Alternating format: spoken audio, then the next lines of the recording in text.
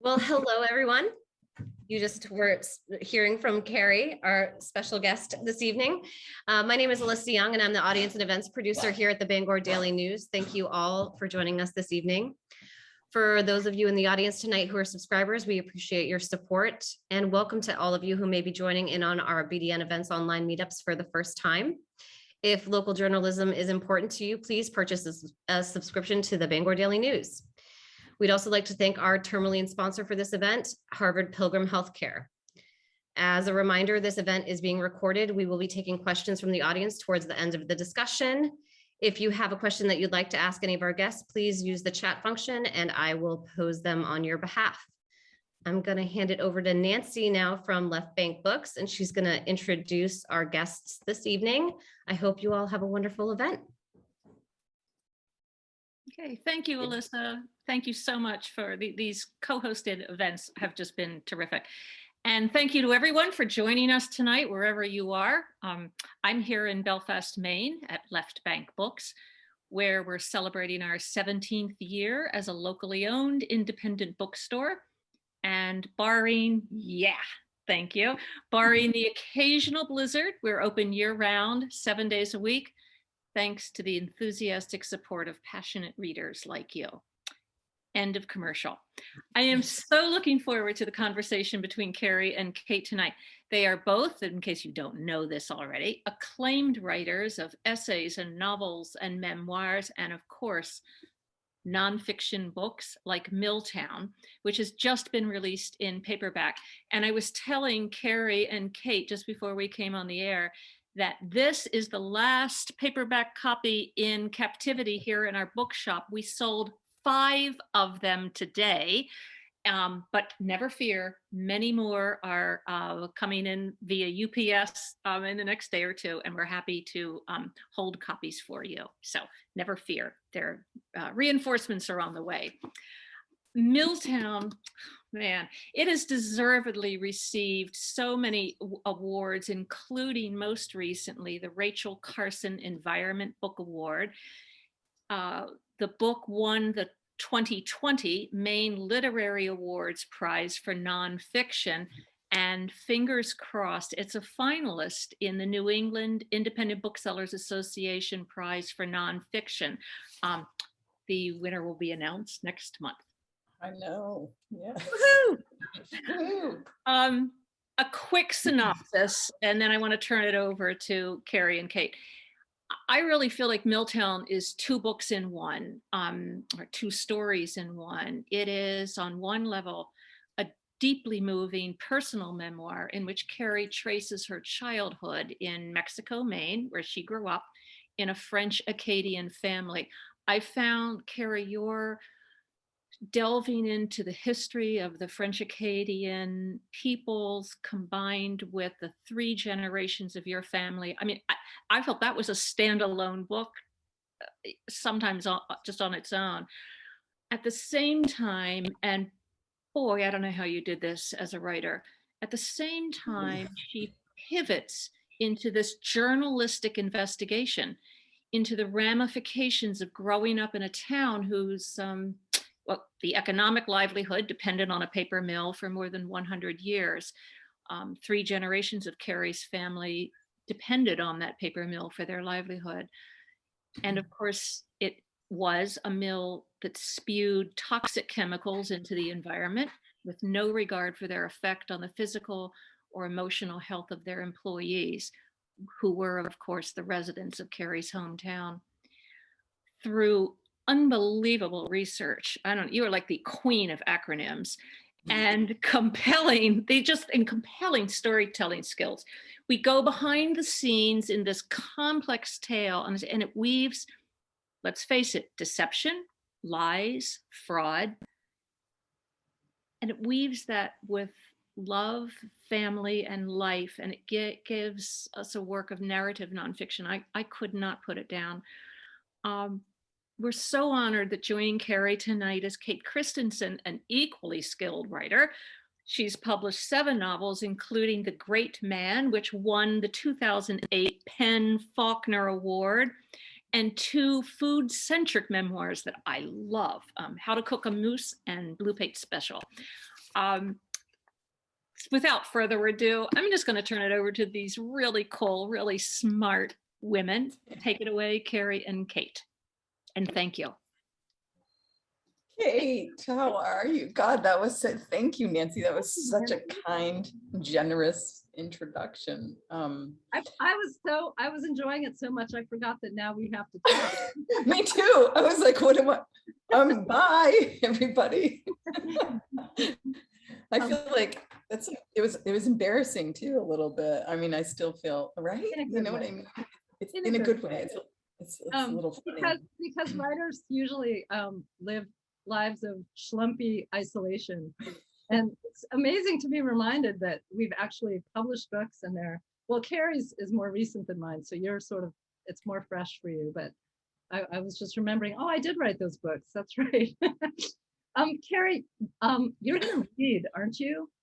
Yeah, if everybody would bear with me, I'm going to read just a very small, I'm just going to talk for a second and then read a teeny tiny paragraph that I think will open up a discussion, because it speaks a little bit to what Nancy was talking about too. And I want to lead off by saying that I'm going to be honest. People always ask me, what inspired you? I'm going to answer this for you before you ask it. But like, what inspired you to write this book? And I would say, I'm going to be honest and say I hated Maine. I hate drove this book at the beginning. It was never driven by love, because love was what I found writing it, to be honest. Writing about this place opened up these pathways to understanding about a place, about my home, about myself, that I never would have had. Like Nancy was talking about the genocide of my Acadian ancestors, or social injustice of the working class. I would have never even learned about my own identity. Anyway, I would have never come to love Maine if it wasn't for my hate. And I say that because I traveled a lot, and people would always ask me where I was from, and I would say Maine, and they'd say, oh, I love Maine, it's so beautiful, blah, blah, blah. And they would talk about the taffy and the tourists and the lobsters. And I was like, wow, I'm not really from that Maine. I'm from this other kind of Maine.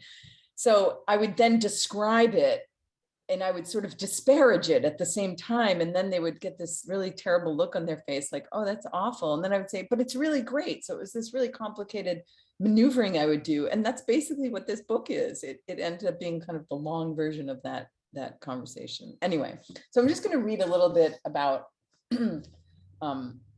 sort of how I came to love Maine,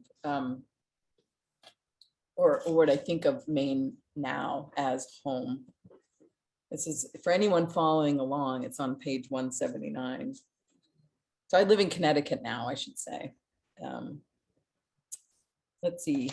Technically, I'm no longer part of the working class based on my husband's job, my address, and higher education degrees. That classification is even more complicated because I now live in a beautiful enclave an hour and a half from New York City, where famous people buy summer homes and drink dry martinis as if they're dying of thirst. The population hovers around 2,000 and home prices hover around 700,000 to 1 million, with a steep climb from there. This is where I live now, obviously. Well, not everyone is fabulously rich. Most are comfortable enough. Very few, if any, struggle to buy groceries or train tickets to somewhere else. It's hard to sync these two lives, the perception with the reality and my background with the foreground, and declare myself part of the working class, especially when I don't even really have a job. So why do I feel like it's still part of me, including, well, this is kind of complicated. It's the same confrontation that the Mountain Valley High School footballers faced in the movie The Rivals. I don't know if any of you saw that. Myself against the inverse. As the Acadian refugees, I'm sure, wondered, can you be from a place that doesn't always welcome you back? Connecticut is where I live, but home is a separate place with its inescapable cloak of influences, of church suppers, icy ski slopes, a backyard game of tag, or the bright reckoning of the sun at day's end. It's a sloppy first kiss, coon lions who brought us sugar donuts on Sunday mornings, those choke cherries that grew along the neighbor's hedge. And it's the mill that I finally got to tour. There is nothing in Connecticut or DC or Sweden or the Caribbean that fulfills such bearings as these. Home is also a culmination of landscapes real and remembered that wad up in your chest like a knot that unfurls itself when the phone rings in the middle of the night. These landscapes define us, so no matter where we are in the world, we carry them, even though they're never quite the same when we return. But we also define our landscapes, and often gouging them with the wreckage of our debris. I got a little choked up for you, Kate, reading that. Yeah, I'm a little choked up too. Can I say?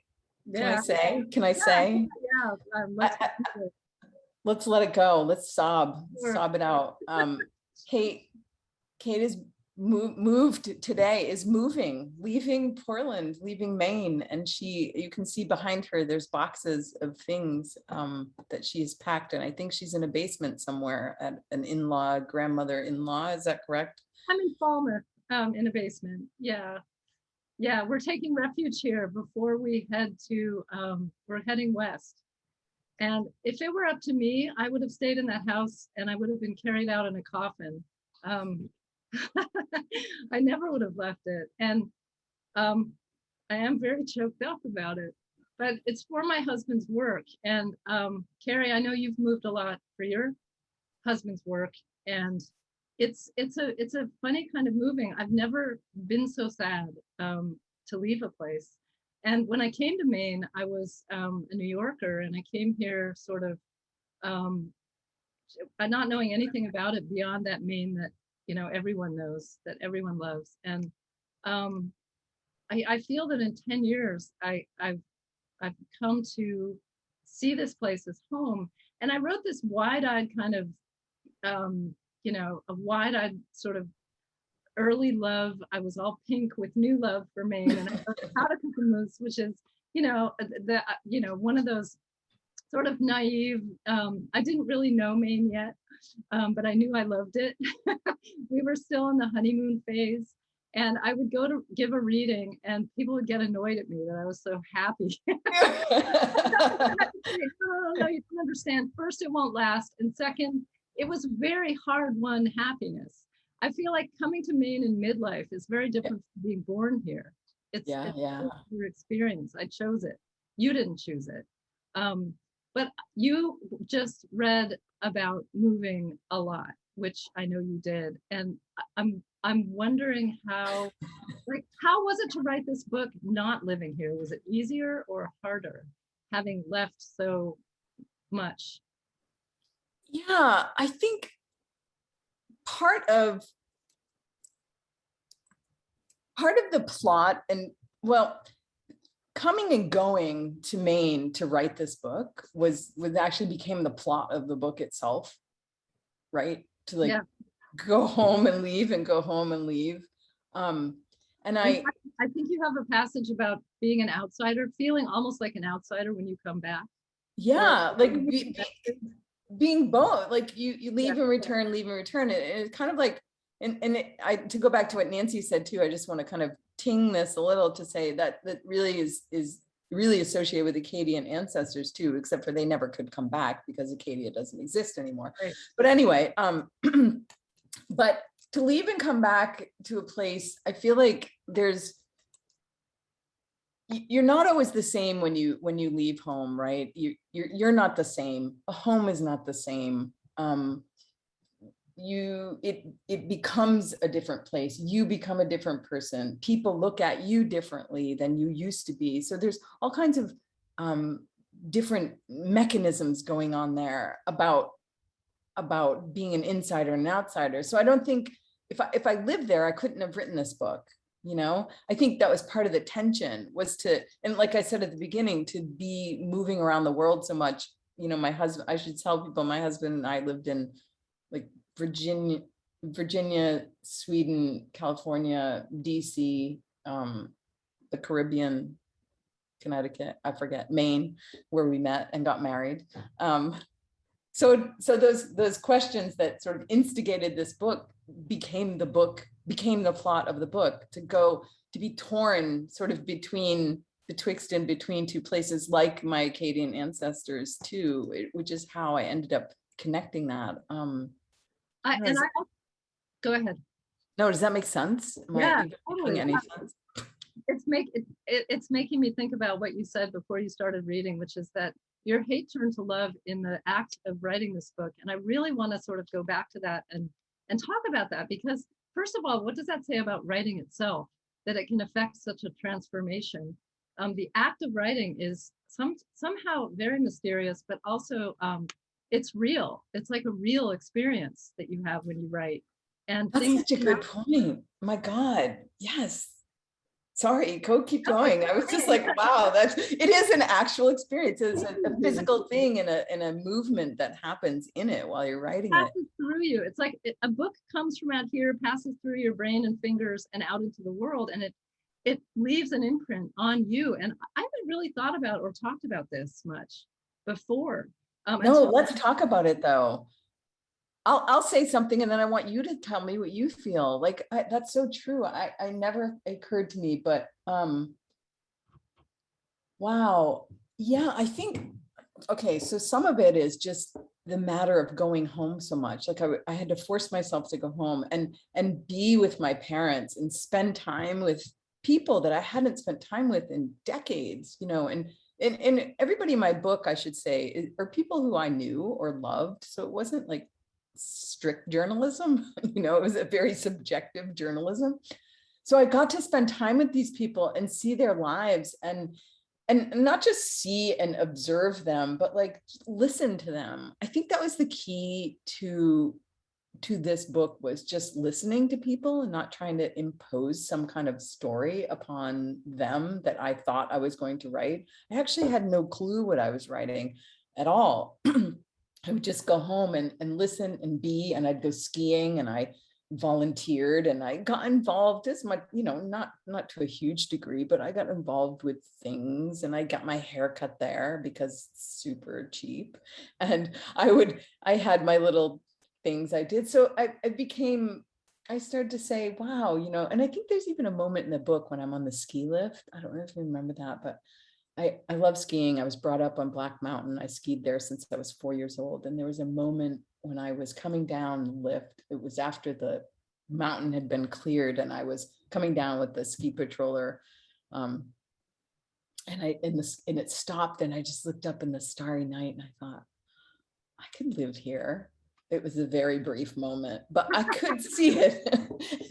But yeah, I think it was at that point that I felt like, wow, it was that made me really feel like a love for a place.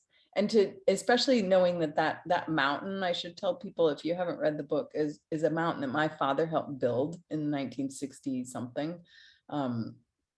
He took down trees and everything so we could have a place to ski, all of us kids, for free. We had a free pass for our entire lifetime. So he built that mountain. So I'm there. It was that moment. And then there was another moment in the book too. And so this all has to do with like people in place. This woman, she's an accountant. And I was always running around like asking people like, what are you doing here? Why don't you leave? Not why don't you leave like in a real way, like in a jokey way, because for obvious reasons, people can't leave. But she could. She was an accountant. She was very successful. She had plenty of money and investments. And I thought, why don't you leave? And she said, it's because love. She said, love keeps me here. Why would I want to leave? Everybody here I love.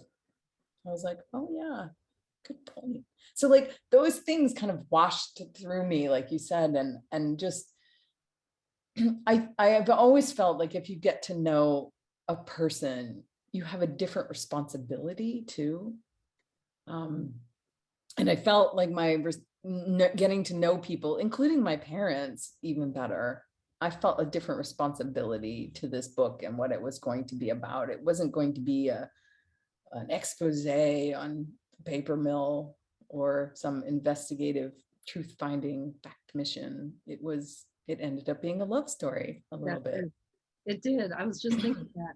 And I also think that what drives the book really is this internal tension in you And that sort of knits it all together, all the disparate parts that make it up. There's, you know, the investigative part, there's the history, but it's all, you are the nexus of all those things. And it's, to me, it reads like a detective story, but it also reads like a memoir. You know, it's funny. No, it's true. And it's funny. I found this thing on a bookshelf when I was cleaning my bookshelf. It was on like a little note card. I think I jotted it down in 2009, which is when I basically started this book. I wish I had it here, but it's a mess in here. You don't want to know. It looks like this. I can kind of draw it and show you all. It looks like this. Okay, so there's, hold on, bear with me. So it's going to be really messy. State, country. Okay. Kind of like this, except it was very cool. So I don't know if you can see that, but like it was me at the center. It was me at the center, and then it was the town and the state and the country, and these concentric circles were like, I was like, wow, my experience, my town's experience reflects the state, reflects the country. And it just, I wrote that down so long ago, and I kept coming back to it sort of in my mind, and couldn't stop thinking about it. So yeah, not only did it wash through me, but it was like literally through me, like the bullseye here. Yeah. What about you? Go ahead. You were joking earlier about how your book is about the universe, and I think that's maybe what you meant.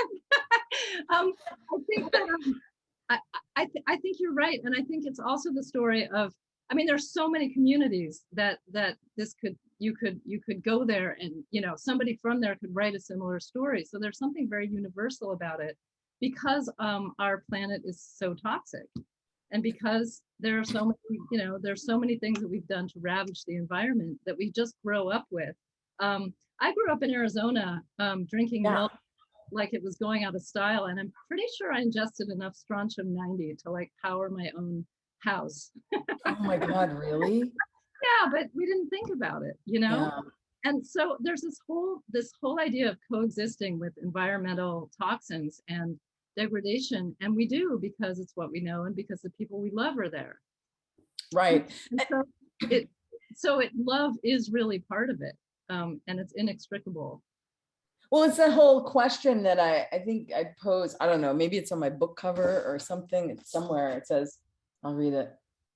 Who or what, wait, it asks, who or what are we willing to sacrifice for our own survival? Which doesn't ask the more nuanced question, is like, you know, what are we willing to put up with for love? Like, or for, you know, or for survival, or anything. There's like, what, we're all making decisions constantly about what we're willing to sort of sacrifice. And that's why I think I tried to not point a finger and saying, this is what you should do. It's really just to point out, like, here's some questions you should be asking yourself. What do you value most, really? And to not just people or readers, but to sort of more broadly ask our government, what do you value most? You know, you leaders, do you value people's lives, or do you value the economy? Do you value fish, or do you value babies that are breastfeeding? Like, the questions are inherently in the book itself. Totally. But you know, and I mean, and the other thing, tell me about your experience. Has that ever happened to you when you've finished a book too? Like, I think I would say that about I think novels are really different. But the memoir I wrote, the Not How to Cook a Moose, which was just sort of an explosion of happiness to be in Maine and excitement at all the people I was meeting. And I really feel like Maine is home because of the people, not only the landscape, but also the people. I feel like I finally found my people, and they're here. And I've spent my life feeling like an outsider, and I don't in Maine. And for whatever reason, I know I'm a newcomer. I'll never be a Mainer.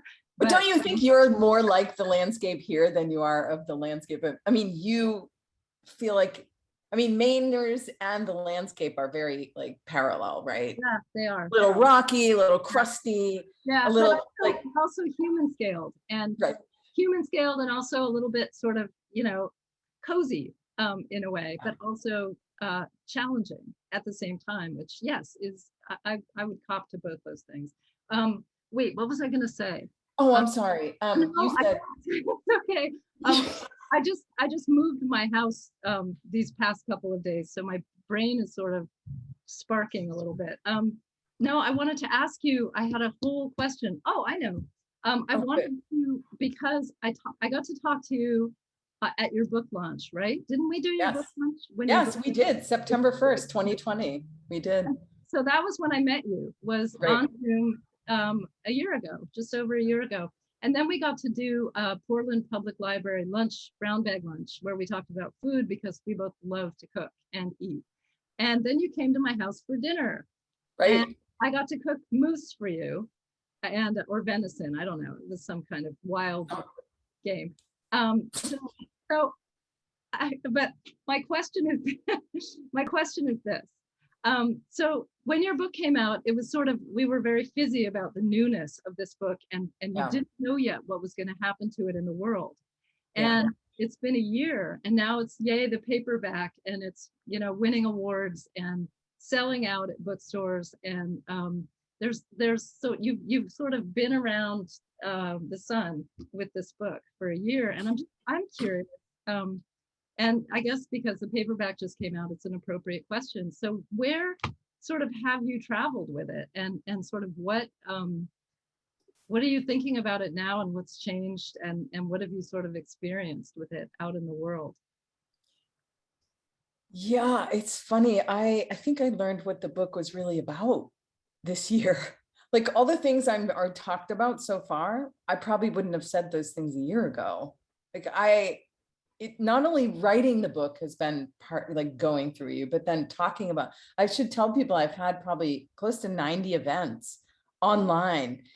And I don't know if that includes, I've been talking to a lot of universities too, graduate school and undergraduate students, and talking about environmental storytelling in science classes and architecture classes and all kinds of places I never saw myself. Like, what am I doing in a science class? I'm just like a mere writer. I don't know. I was just at UNH last week talking to their whole environmental studies department. I was like, I have no idea. But so not only did I find myself like sort of everywhere across the country and talking about it, but I found that in talking about it, which is why community in writing is so important to me. We all write in isolation, but to be able to talk about things, I don't mean just like talk about me or myself or my book, but just to talk about anything. You start learning as you're talking, right? I'm doing it right now. Like we just did it tonight. We're like, oh my God, the book went through you. I hadn't even thought of that. And a year later too, it is also a little bit hard to tell because I haven't much left the house. I mean, I went to UNH, I went to Maine for a couple events, but then scurried back because it was, the pandemic. It's hard to tell, somebody asked me that, I think it was on Maine NPR, she said, oh, do you know the effect your book has had? I'm like, no, I don't. So I'm hoping somebody here in the audience can tell me if it has had an effect. Maybe it hasn't. I feel like it is in certain places, like I said, in classrooms, and talking about how to tell environmental stories, which is something that's really important to me. Anyway, I'm just babbling on. If I can talk about, no, go ahead. There's a comment from Andrew Wood that I wanted to read, and because it's something that I think you and I both think a lot about. We become attached to our landscapes. You only realize how difficult it is to move when you do it. It cannot be imagined, which is like writing a book also. Yeah. It's like an experience that you bring on yourself, and you don't know what's going to happen. And, it's sort of an open-ended question, and you generate, it's like, I've just generated an enormous upheaval for myself, not out of real choice, but I'm game. I grew up moving a lot, and I feel like, okay, we're moving to Taos, New Mexico to start, which is a landscape I know, and I know a lot of people there, so it's not like we're starting over from scratch, but I don't have a story there. I don't have any kind of. I was going to ask you that, like, how is it going to, you don't have a story there, but do you think that will affect your writing in general? I mean, I know you're working on a couple things. What's weird? Yes. So I wrote a novel set in Maine called The Change, And the first half was humming along, and I cannot make the second half work. And I feel like I need to leave Maine to make that second half of that book work. I can't write it while I'm here.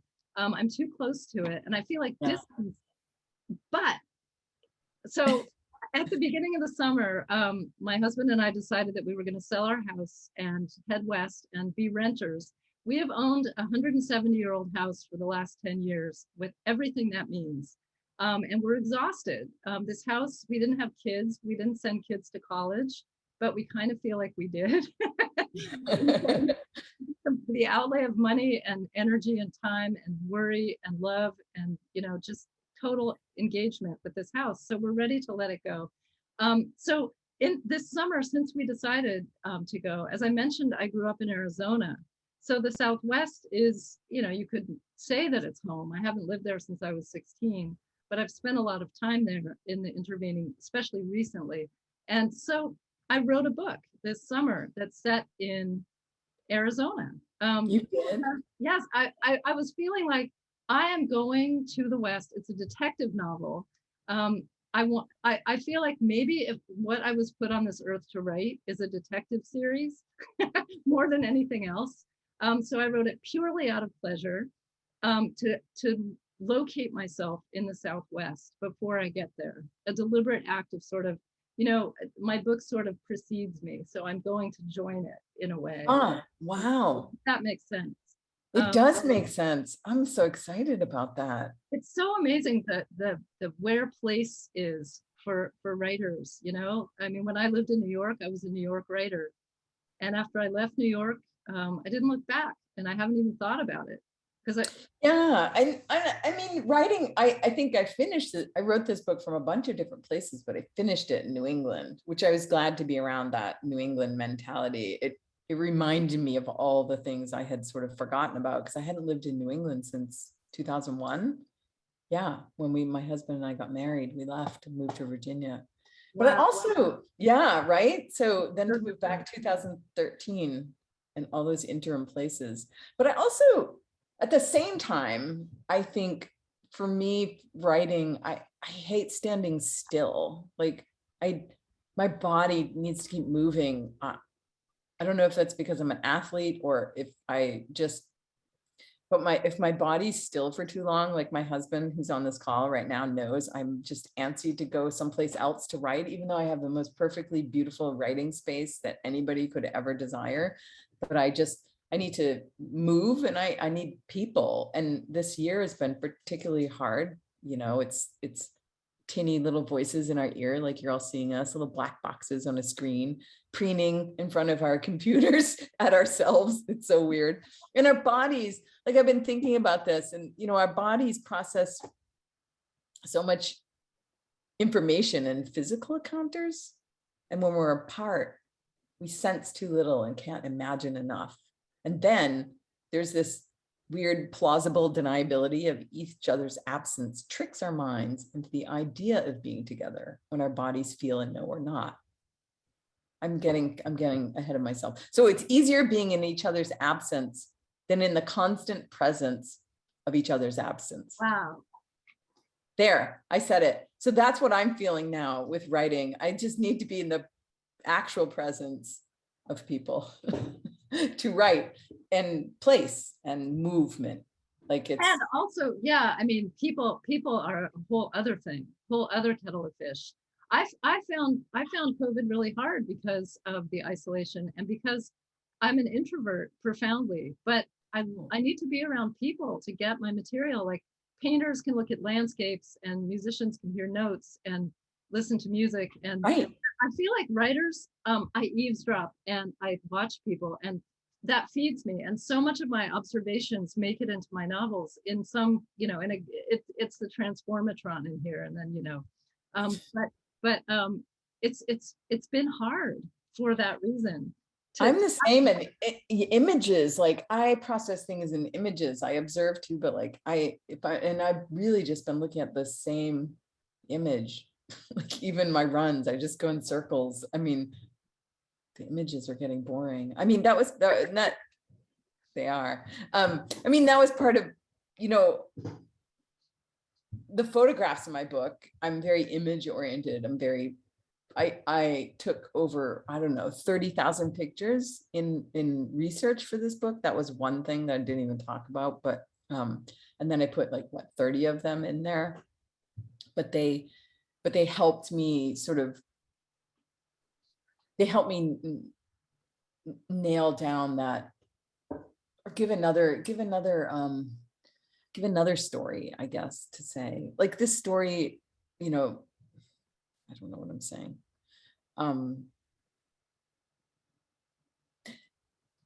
I felt like putting pictures, people get really mad. Is there a question there? People get really mad because I didn't title the photographs, but I really wanted them to sort of act as like their own little monuments along the way, their own little memorials, because we have so many memorials in our town that are about like resource extraction. Like we have a big bust of Hugh Chisholm, our Mills founder, or like Paul Bunyan, or you have all these kind of trophy kind of memorial statues. And I wanted these to be a different kind of quieter memorial about the people that live and work in this town and what the landscape is really like, instead of some kind of photogenic image, but also try not to make it look like, poverty porn, to be frank. Like, that's what people do. They take pictures like, oh, look at these poor people. Like, I just wanted to take people as they are, take pictures of people as they are. That made me think about the amazing essay you wrote that came out before this book.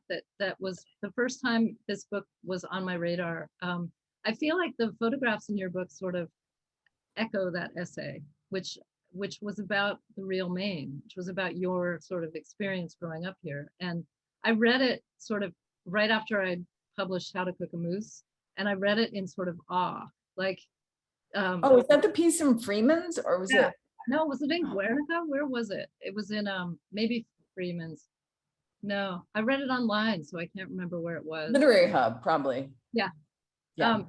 It was an extraordinary piece, I thought. And it was it an excerpt from your It became part of the book. I actually, that funny thing that John Freeman, who runs the literary magazine, it was published there first, and then they ran it in Lit Hub, but he was my advisor in grad school, and I saw him at a party in New York. I was like, hey, can I write something for Freeman's? He's like, I need it by Thursday or something. And it was Tuesday. I don't know. It was like, I'm like, what? So I went back and I just cobbled all this shit together, and I sent him. He's like, I want 5,000 words. And I sent him like 10,000 words. Is that where the book came from, or had you already obviously started writing the book at that point? I had started, I had worked on it through grad school, and I had just graduated from grad school. I mean, I started in 2009. John helped me get it, so he knew what it was about a little bit, but the 10,000 words I cobbled together and sent it off with a wing and a prayer, and he published every word of it. He did, and I read every word of it, and I was so enthralled. And as soon as I knew there was a book, I was like, sign me up. There are a couple questions over here. I'll go to the short one first. Sheila Zom asked, how have your family members or others in the book reacted to the book? My family members, I mean, my mother goes to Sherman's in Freeport every day and is like, where's my daughter's book? she makes sure it's on the stacks. No, but I mean, like, I don't know if you've read the book, whoever asked the question, but I don't think that there's any judgment upon the people in the town. I'm not that kind of writer. I don't believe in judging people. I believe in just letting the reader do judgment if you even want to. But like I said, I was there to listen and to record, not to judge and give a point of view necessarily. I mean, there's obviously a point of view, but I don't give answers. I ask questions. And I think that goes along with the people. So I really haven't had any sort of kickback, except for one person who shall remain nameless, but is in the book, and is probably because I sort of threw this person under the bus a little bit. And I didn't even name this person, but sorry, my nose itches. There's a Facebook page that I asked some people on the Facebook page. It was this group, it was a community group about the history of the towns. And I asked some people, hey, did you go through the strike? And he banned me from the group for asking that question because he said, we're not here to talk about negative things. And I was like, what? I'm not talking, you're trying to promote your book. And I was like, what? I'm not even, my book's not even written. It was like 3 years from even being written. So I was just trying to find people. And then subsequently, people have been talking about my book on this forum, and I'm not allowed. He blocked me from seeing any of their nice comments. So it's been really strange and interesting. I may write a whole thing about it. I wonder why. I mean, I wonder. Well, he prefers a version of history that is, a soft version of history. Some people, the most complaint is like, oh, it's negative. And I don't think this book is negative about anything. I mean, there's pollution. So I'm going to point to it and say, there's some pollution coming out of that stack. We all knew it. It's not a secret. I'm not pointing out anything that anybody didn't know.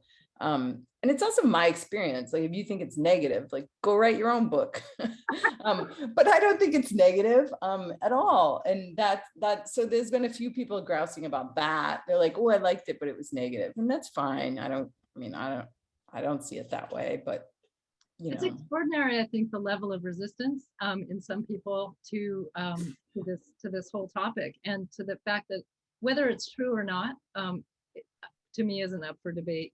But it's an emotional hot button, I think. Yeah, and I think it really hit something in this person. I don't even know this person at all. And there's something about it that really upset him about taking to task, this town and what it did or didn't do. And maybe that's what irritated him. But it's also just like preferring a version of history over another, which is what basically the state of Maine has done for so long and still doing. Yeah. Preferring a version of, Jolly Paul Bunyan's and lobsters instead of, environmental toxics in those lobsters. I don't eat the tamale anymore because you said not to. So Kerri, there's another question. Okay. Audrey Zimmerman, I had to have the dictionary by my side while reading Milltown for frequent checks on words I did not know or words that appeared in an unfamiliar usage.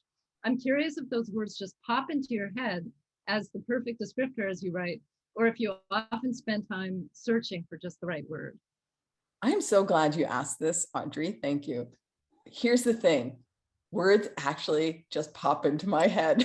Sometimes I don't even know what they mean, and I have to look them up too. I swear to God that happens. I've also been writing since I was very young. I was a big reader. I went to undergraduate and I got a degree in creative writing and journalism. So words, not even writing, I would say words themselves have always been a source of fascination for me. So I know a lot of words. I got 100 in spelling when I was in grade school. I loved words. I didn't know how to put them together necessarily. So it's always been so sometimes a word will pop into my head, sort of just drifts in, and I write it down. I think that sounds great. I have no idea what it means. It is sometimes writing is just a little bit of weird magic, right, Kate? I mean, do you agree? Is that? Yeah, I love this question so much because I do. Again, it's something I don't think about that much, but sometimes a beautiful word is so juicy. I just want to use it, and it changes the meaning of what I'm writing just because I want that word there. I should say, oh no, go ahead. If you got more to say, go. And I used to read the dictionary when I was little. I bet you did too, just for fun. Just for fun, such a loser thing to do. And then also, Audrey, I also have notebooks where if I'm reading another book, and I'm a book critic, so I get dozens and dozens of books a week, right? And if I'm reading a book and I find a juicy word, like you just said, or especially verbs, I write it down in a notebook, just the verb. And in fact, I got in a little trouble the other day with myself. I was at UNH reading from somebody else's book, and I read this word attritional. And I was like, I've used that in my book about attritional violence and all the attritional things that happen to our body and toxics. And so I emailed him. He's a professor at Princeton. I was like, I used the word attritional. I'm sorry if it because I know he read my book and he was going to teach it at Princeton. I was like, I feel like I plagiarized you or something. And he laughed. He's like, attritional is in the public domain. He's like, you may use it. But I must have wrote it down while I was reading his book, is my point. Oh, right. I did Yeah. that with Edith Wharton has the most amazing language. And I would, when I read Edith Wharton, I pick juicy words, like it's like Yes. fruit growing on the tree of her novel that I just picked for myself, and I keep a notebook.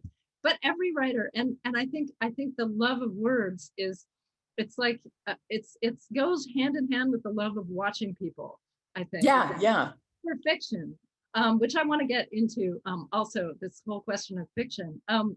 But the idea of language and people going together and having, it's so much fun. It's like sparks fly when you put what you observe about people with language and words that you love. And it's, I think that creating characters for me is the most fun thing in the world. I want you to teach me everything you know, because I should tell people I'm working on a novel and it's terrifying. So this might be an appropriate time to tell everyone that Kerri went to New York and she was working on her novel, and I got a text or an email, and it said in its entirety, Kate, is writing a novel always this hard? Like, I thought writing this book was hard, which it was. It took me 10 years and lots of research, but you have to, in fiction, you have to create an entire world. Like, at least nonfiction, there was a world I could draw from. Fiction, you have to create it out of whole cloth, like you're God or something. Isn't This it is terrifying? Yeah, so it's fun. I forget though, sometimes I'm writing and I'm like, oh, I can have them do whatever I want. Like, I don't have to adhere to any rules, in fact. And I forget there aren't that. any. So how's it going? I'm still just writing words in notebooks. A lot of words in notebooks, and just reading juicy, wonderful novels right now that I'll get really inspired. And then I'm in the zeitgeist though. I'm in that mode where, and I should tell people this, I know Kate knows what I'm talking about, where like everything you read is related to your novel. Like every word that somebody utters, I go on a run and I have ideas and I'm stopping all the time and emailing myself. And I do that too. I'm like a crazy person, and I'm like, why don't I just go home and write? And then I sit down and nothing comes out. Like, but it means your head is like churning. Everything's like, part of writing is just churning the stuff around. I love having a cell phone for that. And I email myself too. And what I love, I do this when I walk my dogs, and I walk them for miles a day, really fast. I'm a fast walker, and it helps me think. And I'll come home to multiple emails to myself from me with ideas. And the next day when I sit down to work, I have this as a springboard into the next section, or to make corrections or whatever. And it's so helpful. That's good to know. Generate, like the more I do it, the more sort of it gets under its own steam. And I don't. Yeah, I have a whole inbox of emails from myself to myself. That's great. That's really great. So do I. There are more questions. I feel like we need to. Yeah, we should go to some of those, right? Yeah. Cynthia Sear says, having grown up in an old town where my boyfriend would say it smells like money, with the sulfurous smell would hang over the river, I reflect on so much about this book, the Acadian heritage, the concept of capitalism as the only system, and the willingness of people to participate. Are there choices? Yeah, I mean, I think choice is a luxurious thing, right? Choices when you have a choice is when you have choices, but when you have a choice between something and nothing, I'm not sure that's a choice. Or between, like it's like a Dostoevskian choice, am I going to be the punisher or am I going to be the punished? So I think about those things, and I thought about choice a lot while I was writing Milltown too, like who gets to choose and why do they get to choose? And yeah, I don't know if I'm answering. I don't know if there's a question, but just talking about it. I think you'll want to know this. The guy got booted and banned from the Facebook site last week, and they are now talking about your book. Oh, yes. Thank you, Julie. I'm glad that I'm not banned now. I think I'm actually welcome back, but I haven't been on Facebook. And it's not to say I want people talking about my book, like I don't care, but I used to go to that forum because it helped me remember things that I had forgotten. People posted great old photos, and it was really collegial, and I felt like really in touch with the community there. I could just see what people were doing, and seeing other people reminisce too, which was interesting that they didn't live there and they were talking about it. So it was another construction of home that I was interested in. Mm. You know? Mm. Thank you. Judy Kessler says, listening to you read reminded me why I loved hearing you read the audiobook. Gorgeous prose, remarkable telling. It's so true. How did you come to the place where you chose to combine your personal memoir with the story of environmental disaster? Well, neither of those things I was writing about. I was really just writing about my family, and I thought I'd done a lot of genealogy, and I was involved in these genealogy groups, and I was like, oh, I'm going to write a story about my family. Because I think people are interesting. I think families are interesting. Anybody can talk to me about your family. I will sit there and listen to you until I fall asleep or die. So I really just started writing about my family. And then as you keep researching, I'm just looking at your question while I'm thinking, I also didn't want to write about myself because I'm like, this is a story about this town. It happens between 2009 and 2019. It's not really a memoir because a memoir is about memory, and I was writing it as it happened. But I didn't want to include myself. I thought how selfish and how, egomaniacal to include myself in this book. But once I realized that Sorry, I'm going to mute myself. Keep talking. Okay.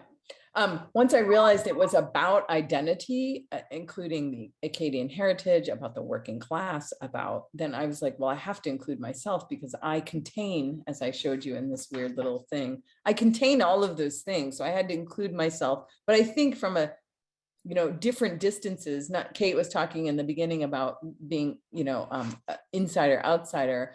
I also, in this book, I take on two different points of view. I'm like Kerri the author, and I'm Kerri the sort of participant in this book, right? So I'm the author, and I'm actually in this book. So that's how I came to determine it when it couldn't be sort of separated. And then the environmental toxics, that part was completely, the entire history of my family basically tells the entire environmental history of the United States about how, the working class has always been sort of abused, and environmental, in environmental terms, I guess. So yeah, it just sort of happened. I don't know when it happened or how it happened, but it did. It all comes together just like I was talking about how I am thinking about books and I'm writing, it all just starts to come together, and you can't not see things. And so they can't not include them there. I don't know if that made sense. I'm not going to read, like, Kerri, your book is amazing. I'm not going to read that. No. Fascinating. Kerri, your book is amazing, insightful, and well-researched. Thank you, Jason. The questions around economics versus health and well-being in our world are so necessary to ask in these times. Chemicals are literally invented and released into the marketplace with no fate and transport considerations in the environment or toxicology whatsoever. We are the canaries in the coal mine. How long can people continue to accept this? Your book asks that question in a very real and personal way. Thank you. Thank you, Jason. And, I'm really glad you said that, because I was talking earlier about sort of environmental storytelling and how to tell these stories in a way that will reach broad audiences, because I find there's so many environmental stories right now that are very scary and I don't know, sort of shrill sounding. It's really hard to get purchase on that. You just kind of, it gets exhausting. So, and also how to tell stories like this, where it's a non-narrative actual story. It's like the long-term effects of wildfires in the West. How do you tell a story like that? It's an abstraction of drought or the slow destruction of the working class, where there's no beginning and there's no end. So I really had to like slow down and go to the people, like I thought about that. How can we produce stories that benefit or consider more accurately the groups concerned? And in this case, people in my town or the working class, and like writing about people too, like taking them to account when people are really just tired reading about the environment, or even just too busy and working too much to even open a book. Anyway, I think these stories are hard to tell, so I really thought carefully about it and tried to change that sort of narrative a little bit and not be a traditional environmental story. So I'm glad that you saw that. Yeah. I feel like there was a question up here, but it got buried. Project. Oh, Audrey, having your mission. Oh, it was Audrey said, I think having your mission during your visits back home, the mission of finding your grandmother's origins or the cancer trail, made those conversations more possible. It might have been harder to make the connections that allowed you to listen and them to talk. Do you think that is true? It might have been harder to make the connections that allowed you to listen. I think in my own experiences, I'm not sure. I never have a problem talking to anybody. I should say that. And I also never have a problem connecting with people because my mother was there and my father, and my mother is pretty beloved in our town and she can get along with anybody. Like, she's a really good nut. And she, worked in the schools for years and years. So she knew everybody, and sort of, she could open doors for me metaphorically and literally that, like I would just say, I'm going to go to Lisa's math class. I'm going to sit there all day. And they're like, sure, come in, Maddie's daughter. For some schools, they couldn't do that. You'd have to be like security and have to have a background check or who knows what. But I would just be like, I'm going in for lunch today. They didn't care because they trusted my mother. So I think that had a lot to do with people willing to talk to me. They trusted her and therefore they trusted me. And so also, as writing the book, I kept that close. Like, I'm not going to reveal some kind of horrible secret about somebody. It's like I have my mother to think about too. These are her friends and her people, and she lives in this community. I would never like be mean to somebody or write about them. But thank you, Audrey.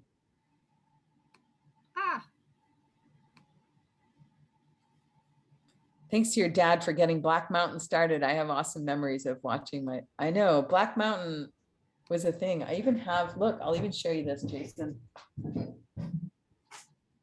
Here's his original certification for the Chisholm Ski Club. It's probably too shiny, but he had original 50 shares in 1961. He got 50 shares. And it's interesting. So he and a bunch of men from the mill built the mountain, and that mountain was built on mill-owned land. I mean, nothing was separate from the mill and the community. I mean, even the owner of the mill at the time would give the guys paid time to go take down trees to build the ski area. I mean, so like, I don't feel like the mill is the big bad mill. They're not the big bad mill. They did a lot of things for our town, They gave that land. They gave guys time off. They paid them while they built a ski area for their children. We all got free passes. I mean, I still ski to this day, So it's really interesting. Well, this has been just a very lovely conversation between the two of you. I've really enjoyed this quite a bit. Thank you both so much for this. Is there any? I have to say thank you to Kate for being such a champ as to moving all day and then showing up for this. Thank you so much. And for everybody here, I can't believe that there's still this many people online. Thank you for listening to me travel on. I will always talk to you, Kerri, no matter what. Back at you. Let's keep doing this. Yeah. Well, congratulations again. And thank you both. Yes, both Kate and Kerri for being here and being a part of this event. We've really enjoyed it this evening. I don't know if you have anything else that you'd like to say, but we're at the 8 o'clock mark, so we'll wrap this up. Nancy, did you want to say anything either? I just want to say both of you women are cordially invited to an in-person event here at Left Bank Books when we're all allowed to gather again. Oh my God. Oh my God, it would be one. You are so dynamic together, and I know you're good friends. We would love to roll out the red carpet for you. So fingers crossed. I will be there as the minute I can, as long as, yes. I'm also going to stick my email in the chat box if anybody has any questions. I may not get right back to you. I just have a big book review due this week, but if you have any questions or thoughts about book, or if you just want to yell at me, or you want to tell me how great I am, whatever you want to do, there's my email. We will, do not send me your manuscripts though. Like I won't read them. I don't have time. we will be sending around a recap email to all the registrants as well, with the link to the recording of this discussion this evening and any other resources or information that Kerri wants to share. So you'll just be on the lookout for that coming sometime next week. But thank you both again so very much. And Thanks, Leslie and Matt, for coming, my college friends. Thank you. Wonderful evening. Thank you so much. Thank you.